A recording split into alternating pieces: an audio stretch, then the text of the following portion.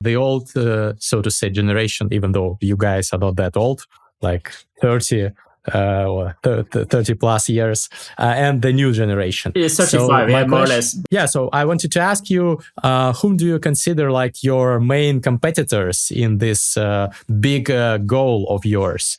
Like, do you believe that it will come down to fighting first and foremost the new guys or the old guys who pose a bigger threat?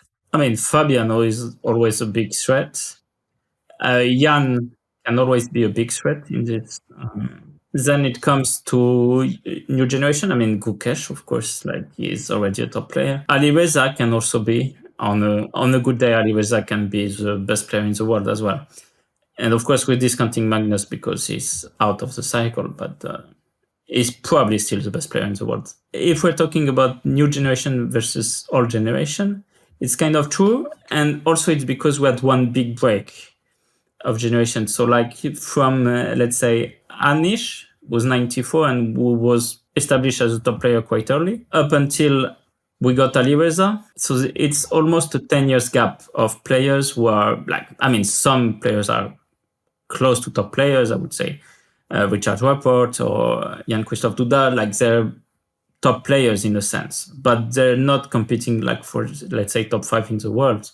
We had Dubov as well. We had Yesipenko for a while was looking like he could become a top player, but that's already 2002. And we haven't had any real competition in the sense that no threats and no all these young guys. So actually, like, Alireza is the old one of this generation, being born in 2003, which is crazy because he's only 21 years old. And it means that we now have to fight for our lives. So like a lot of players, for instance, who were qualified every year to Manchester no are not qualified. I think about Wesley, maybe he will qualify for next year, but at least he will not qualify through Manchester. And I've managed by the skin of my teeth or whatever to qualify, but winning this last game, crucial game with Ding. But before that, every year I would feel like I'm almost guaranteed to make top 3. And actually that's what I did like for 6-7 years, because I'm more consistent than some of the guys in like maybe I would be sometimes a bit weaker in classical and maybe playing average, let's say 50%, but then win one of the rapid events and just qualify like this. But now it's a real fight for survival. But yeah, for now, I would say the old generation still maybe is slightly better overall, simply because Fabi is extremely impressive. And of course, Ikaru has been. We don't see him too much in classical events, but he's still very impressive after he made his comeback.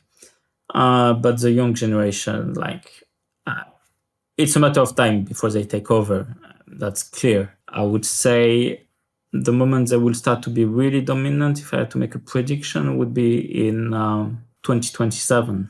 But we'll see. So still 3 more years to dominate for you guys. Yeah, I mean, that's my intuition. Yeah. Mm-hmm. Mm-hmm. Yeah, we will see. But right now, it's already not a clear dominance. Like right now, it's levels are shared, let's say. But in a few years, it might not be the case anymore. When we came to the top, the old guys were still fighting. Like we had Vladimir, we had Veslin, we had Levon was a bit young in between, but and of course Vichy.